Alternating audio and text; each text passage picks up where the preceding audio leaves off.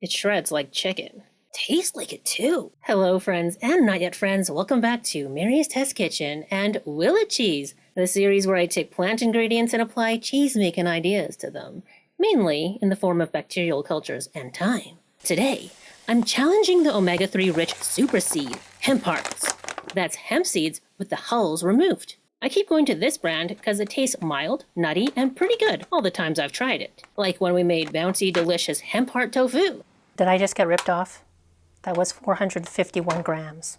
451 grams, and I'm going to do a taste test. You get a mild, nutty flavor at first, and then there's a bit of bitterness. The more little dark speckles there are, I think the more bitter it's going to be. And the other thing is you want to taste for rancidity. Any foods that are naturally high in fat can go rancid pretty easily, whether they're stored improperly or they're just stored for a long time. So I'm making sure that these are fresh tasting before I try to cheese them. Because hemp hearts are so soft, I'm not going to soak them. I'm just going to blend them straight with water. That's 240 grams. I added 600 grams. I'm feeling a little lazier today, so I'm going to take a chance, blending them as smooth as possible so I don't have to strain out the fiber. Remember when we cheesed pistachios? I did two versions, one including the fiber, one without. And the one without fiber turned out to be a better, smoother texture. However, the one with pulp developed more interesting, complex flavors. Speaking of interesting flavors, how about a raw hemp milk taste test? It's bitter, all right. Now it's tasting more like the black sesame level of bitterness, maybe even a little more. It's actually a little bit warm too, but the mouthfeel is perfectly smooth. So I think it's ready, and that's going straight in the pot. Then the remainder in for another minute. It's been over a minute 20, a minute 30 maybe. We'll add this. I'm going to add a little water to the jar, just get all the goodness. It's so smooth. I feel like it's ready to be cheesed, don't you? In dairy cheese making, milk is coagulated using animal-based or vegetable rennet at a much lower temperature compared to plant-based milks, and so bacterial cultures are added at much the same time. From what I've read, plant-based rennet is not effective on plant-based milks because it's actually designed for dairy, but we don't need it because hemp milk has the power all on its own. Oh yeah, you can really see it now. It's also a little bit like doughy smelling, which is a little out of nowhere. It's getting so thick. Oh shoot, oh shoot, oh shoot, oh shoot. Not great. I didn't anticipate that. I feel like adding a little more water just to dilute this, to thin it out, might help with that spitting. I don't know, but I'm going to turn the heat back on and then grab a lid real quick to act as my shield. Power is on high. Adding that water would have brought down the temperature, so it's at 150 right now. It'll take a couple more minutes to get it back up to simmering. This happened with our whole pistachio milk too. Now I remember. I should have known. Trying to change angles as a one-woman show with a bubbling pot of this stuff. This is not nearly as dangerous as the pistachio. I think adding that extra water helped. All right, I'm going to lower the heat a little bit. Let's get it down to 7 out of 10. I'm going to pop the lid on and let it simmer for a few minutes, just to maximize the curd extraction. It's been 6 minutes. Ooh, let's take a look. I'm telling you, it smells very hemp seedy in here, and also a little doughy. Also a little bit like ammonia, so that's not something I expected. What can I say about this? It looks nicer than the pistachio pulp version. Let's give it a taste. First the whey. It's interesting that it's still so milky. It's like really thin hemp heart milk, and it's a little bitter. Now for the curd. It's actually kind of giving like overly scrambled eggs. And it's not very bitter. I feel like the bitter part has dissolved into the milk and the curds are not holding on to bitterness. It's a little bit like the extra firm tofu from Sunrise, how it's a little bit grainy. We are way past the temperature that would be suitable for the friendly bacterial cultures we'll be adding. So I'm putting the pot outside, stirring every so often to help it cool more effectively. It's been about a half an hour and I think we are at the right temperature. Just gonna double check. 103, 107. So what I wanted was between 100 and 110. So this is perfect. I'm going to add the inoculant now, our probiotics. Today I'm going to use the same probiotics I've been using for most of the episodes. Maybe I'll use 4. So that should be a minimum of 60 billion colony forming units, or CFUs. Mix that in first. I'm a little concerned that there's not very much liquid in here, and so that will affect the distribution of the probiotics, right? I'm almost tempted to add a little bit of warm water, but I'm not going to this time. I think we'll be okay. We'll find out tomorrow anyways. Third one. Fourth. And then, like previous, I'm going to transfer this into mason jars because I need this pot for other things.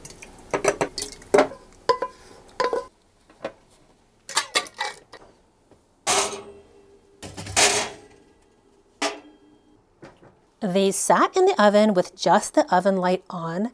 I manually turned it on and off to regulate the temperature to around 38 degrees Celsius all throughout the rest of the day until around 9:30 when I went to bed.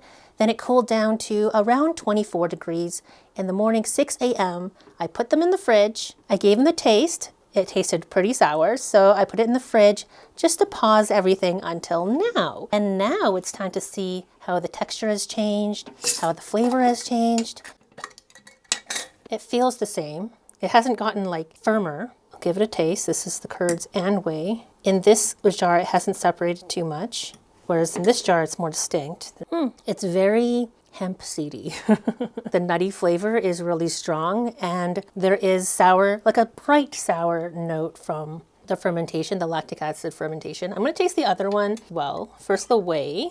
Ooh, it's bright and sour with a bit of not just a bit of a bitter aftertaste. It is bitter at the aftertaste. And it's making my mouth water as well. The curd part, curd with less whey saturated into it. See if that makes a difference.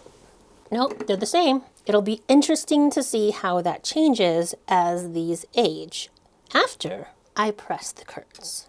I've got my sterilized cheesecloth, which I just steamed and let dry. Pour in jar number 1. Going in. Jar number 2.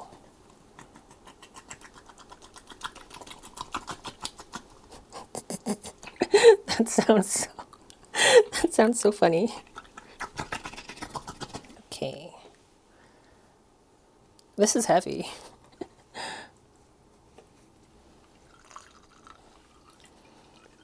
I'm trying to squeeze out some of the liquid here because I'm not sure this is going to fit in my tofu press. I also don't want to force it too much. As usual, I'm going to use my favorite tofu press. It's got a spring in here, and also when you turn the knob,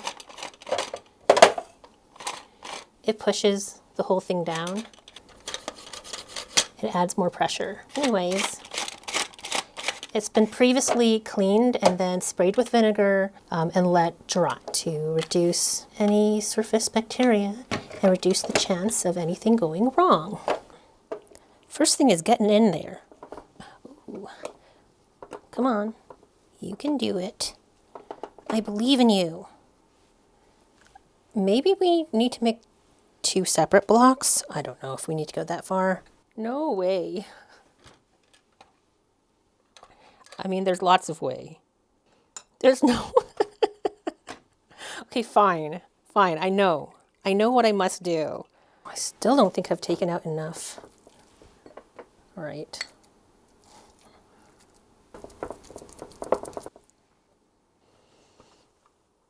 Nope, there's no way. Just poured off a bunch more whey. Let's see if that helped. Not really. Taking off more curd.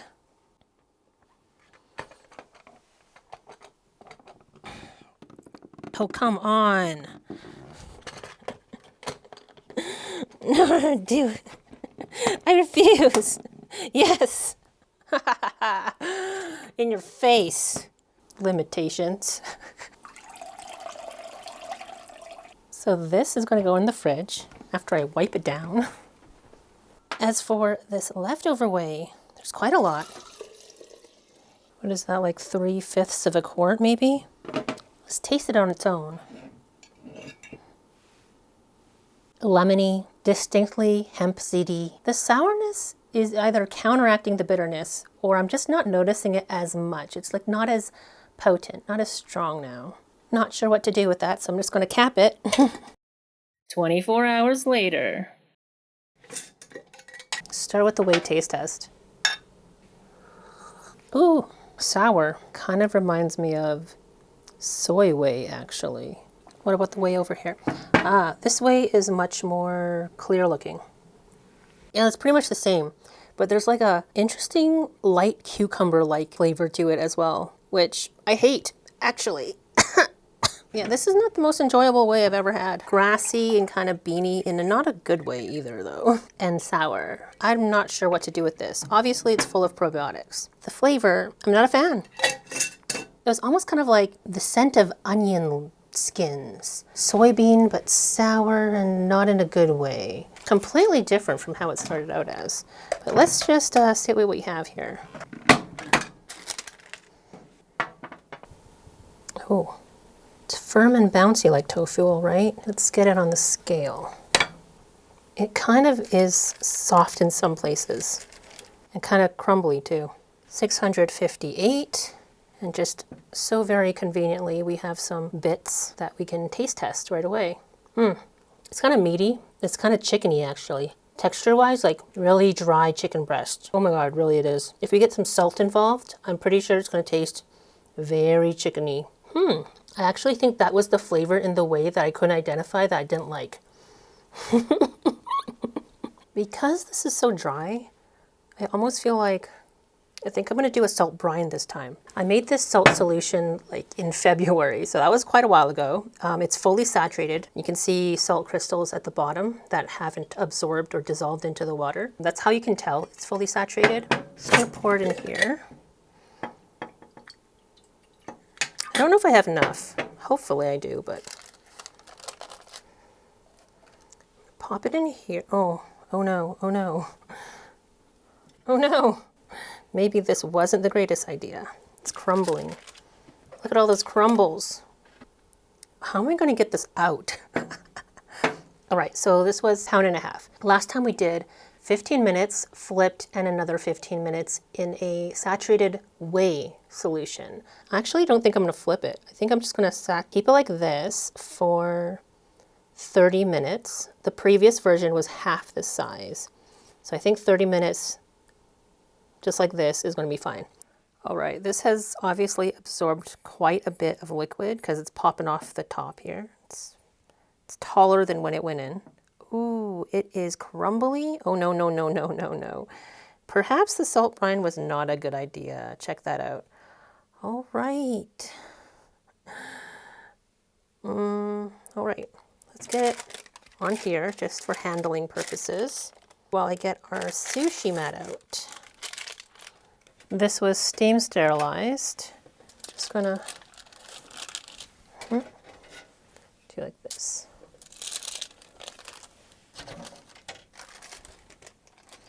So don't love that this whole thing crumbled off, but not going to worry about it. It's going in the dehydrator. While you likely won't see dairy cheeses aged in a warm dehydrator like this, it's been a thing in plant-based cultured cheese making. The protective rind forms quickly, and warmth encourages the probiotics to flourish. Since I've compared both with and without in our first episode, it's become standard operating procedure on the series. This is 46 hours later, and it's dry to the touch. The crumbly edges are actually very firm. The middle, a little mushy. Our recent successful, delicious sesame cheeses got 3 days in the dehydrator, so I'm going to mirror that and put it back for 1 more day. Oops, somehow the time has gotten away from me, and it's been 2 days. Let's see how our whole hemp heart cheese has developed. I don't like the smell. It's giving Play-Doh. It's like kind of fruity, but kind of like It's not good. It's not good, you guys. Other than that, it's lost a bit of weight and is ugly as sin. But ugly doesn't mean bad, and not smelling delicious is also not a cheese sin. Let's see inside. Like a cement wall. Not even a nice one. My friends, between the dryness, the terrible greenish-gray color, and the Play-Doh odor, my hope is quickly wasting away. But I can't give up on hemp's potential, so I'm putting him in a container to age in the fridge, sticking to the procedure that's worked so well for white sesame, black sesame, peanut, and pistachio. Even our 2 soy experiments, while they didn't turn out cheesy, they did evolve very intriguing flavors. I gave it as long as possible, until 16 days later. Well, hello, friends and not yet friends. It is April 14th. That means it's been 2 weeks since this went in the fridge. I'm not exactly looking forward to this. But let's get into it anyways. Look how ugly that looks. I mean, it was ugly going in, ugly coming out, and it's still... Oh, it feels a lot firmer than before. I don't know, that was 2 weeks ago. I don't remember what it was before. Oh, it smells like salad dressing. It smells like, it's like, you know, that potato salad that you meant to bring to the picnic, but then you forgot it in the car, and then it kind of has a bit of a petrolness to it. Disgusting. I do not want to get into that. But I will, for you. Here's the thing though, there are plenty of dairy cheeses that look and smell horrible. And yet, there's a market for them. So, let's get into it. Oh, by the way, like the edges, crumbly. Crumbly. Not good. Let's get a proper slicer from the interior. It's a rough cut. The inside smells just like the outside, aka not good. Okay, I can smell more of like the natural hemp seed, and you know, hemp seeds aren't the most, at least raw hemp seeds, are not the most delicious smelling seed in the world. So do with that what you will. Look at me trying to slice the thinnest slice in the world. All right, I'm going for it.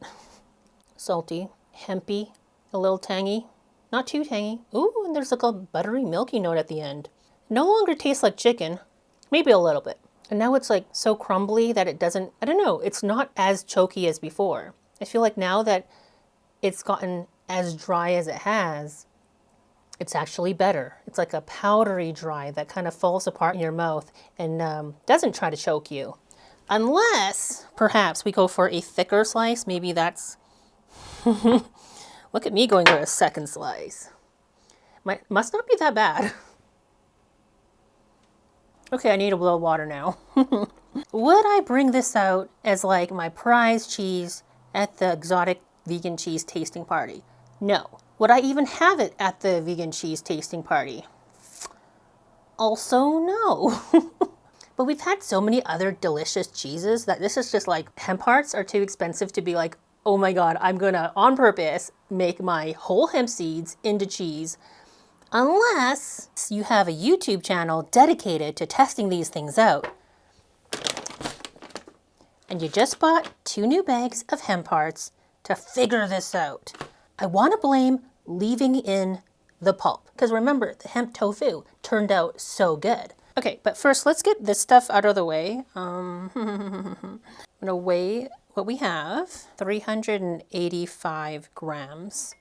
I feel like I've been pretty harsh on this, but it's only because the previous video with white sesame was so delicious, and then the black sesame was also so stunning as well. And the pistachio, okay, the soy was like a mixed bag, but at least it was interesting. With this, I feel like, yeah, it tastes like aged hemp seeds, and it doesn't smell or look particularly good. Moving on, back in the fridge, which by the way is just crazy full right now. The bottom we have pistachio cheese. Then we have soy, then we have the hemp that I just put in, then we have more soy, then we have black and white sesame. Like, my fridge is not that big, you guys. Like, I'm running out of space. When I finally hyped myself up to try this again, I started off the same way as round 1, blending the hemp hearts with tap water, but this time only 20 seconds, so it wouldn't be too impossible to strain out the fiber. Raw milk taste test. Sweet, nutty, and then that grassy, almost petrol-like flavor takes over. Slightly irritating, actually. There's no time to ponder. Let's get the heat on and this milk a-bubbling. As it heats up, the aroma of hemp milk gets stronger, and the solids are starting to stick to the spatula, even though there's no visual separation on the surface yet. Until about 175, 180 degrees Fahrenheit, as if by magic, but really by the interactions between the protein and mineral content, fluffy curds are separating from the whey. These are proteins linking up, clumping up, some lining up to form strands. Not a lot of it, only a little. What does it feel like? Soft and fragile, stretching only a bit. It breaks apart at the slightest tug. So I try to be even more gentle to find out the extent of the pull. Let's see if more forms as it boils. More of it is aligning. Still not a large ratio of the curds, but this is more noticeable than when we made hemp food together all those years ago. Some sections that really line up and, ooh, that's a little, it's so hot though. It's a little stretchy. It's stretchy, but only to a certain point. Whoa, wait. It's like shredding, like, it's firm and meaty. It's shredding like chicken. It kind of tastes like chicken too. It literally tastes like meat. Like, wait a second. It literally tastes like chicken, guys. My friends, that was the most realistic vegan chicken I've ever had, intentionally or unintentionally. This flavor is very much plain boiled chicken. What will we get next? I guess like and subscribe if you want to be in on it. But back to reality. But not all of the curd does that, right? Like this bouncy stuff, absolutely none of that texture. None of it at all. Let's give it a taste. Wait, the softer curd tastes distinctly like a chicken in a bad way, though. I'm going to turn off about like 60% of you guys watching. But you ever make like chicken soup on the stove? I remember back in the day, let's just say sometimes chicken was simply boiled in a pot. And you know that foamy stuff that comes up? I feel like this curd kind of tastes like that. Not as offensive because it doesn't have those like livery flavors. Maybe it does actually. Maybe it slightly does. So disturbing imagery aside, just think of the possibilities if we can extract this flavor for our nefarious plant-based purposes. Anyways, the heat is too nefarious for our probiotics, so let's let this cool. About a half an hour later, what do we have here? A tofu skin. That's not solid at all, so quite inconsequential. The temperature is about 105 degrees Fahrenheit, exactly what I'm looking for. Warm but not too hot. For the probiotics we've been using all along in this series, of which... oh no, I only have 2 left. This could be a problem. Only 30 billion CFUs, half the amount we usually use. But we're both here, and I don't have any alternatives handy. So despite this being possibly the worst mistake of my life, I'm moving ahead with it. Did I think about making a smaller batch to match the ratio? Only in hindsight, my friends. The rest of the process followed our first round. But this time, my dehydrator was free to be the incubator. Steady 98 degrees Fahrenheit for 24 hours until the next day. The first thing I notice... Smells greasy. And not good. My friends, I don't want to. How about you taste it for me? Oh, it is sour, but it's also disgusting. Like the oil is so thick in the mouth that it just coats your mouth right away, and it's so, well, oily. And hemp oil, not the best in my opinion. I don't want to do this, but I will for you. Kind of chewy, and then there are more dense bits to it too. Overall, extremely bland chickeny flavor while being sour, aka disturbing AF. And I'm not so excited to get it in the tofu press. But we must drain first. The curds are much more broken down than before. But I won't worry about that too much. Gotta get it in my favorite tofu press. Drain more whey. Add more pressure. Drain again. And place this in the fridge overnight. The next day, the sun is shining and I'm way more optimistic. First, as is tradition, let's pour out the whey and have ourselves a little whey taste test. How has it changed? Sour. Sour in a slightly boiled chicken-like flavor. So the boiled chicken flavor plus sour combined creates disturbing. Well, I don't like. It's not super creamy, so less disturbing. So theoretically, it could be used as a chicken broth base alternative, except that it's sour. But then if you were making dill chicken soup, that would actually be good. It's not oily. I mean, there's a little oil, but it's not like greasy feeling like it was. It still has like a slightly sulfury smell. Like it kind of reminds me of the smell of mayonnaise, eggy mayonnaise. Oh, it's really giving eggs. It's very sulfury. Ooh, crumbly. We got bouncy. It's like, it definitely has like an eggy quality to it. It's very eggy actually, but in a overly hard-boiled, stinky kind of way, to be honest. I don't love it. Oh, it's so crumbly. It's cracking all over the place. All right, let's just weigh it, salt it, get it over. 478 grams. So let's say 4.7 times 2, it's like 8, 9. Looks like we need 9.5 grams to make 2%. So, oh, perfect. Before I start on salting, just gonna do a little taste test from these crumblies here. It's meaty but piecey, and it's not quite melt in the mouth, but it does have a creamy quality to it. But it's kind of like cooked ground meat, to be honest. Yeah, like a really bland, maybe like ground chicken. Oh, with a nutty background. There is like a nutty hemp seed background to it. It's not grassy. There's no like petroleum type lawn clipping like smells. So there's that. Finally, it's time to salt. With the 2% salt, I'm sprinkling all the sides, patting it into the surfaces and into the crevices as best I can. Afterwards, I think it's too delicate to go straight on the bamboo mat, so I'm going to give it a couple hours on parchment before I flip it. That's the plan. Into the dehydrator, set at 98 degrees for 24 hours. Except, My friends, it's been 45 minutes and my entire place smells like butt.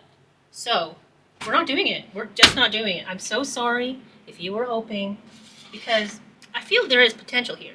However, I just cannot have my home smelling like butt. It really does smell like expired mayonnaise. Should I just try it? Nice, good, stinky piece like this. Yeah, that is stinky. The taste is not offensive though. now that it's warm, the sulfur odor is so strong, it's giving eggs. Kind of powdery, dry eggs rather than chicken. Maybe we'll attempt this in the summer when we can have the dehydrator outside.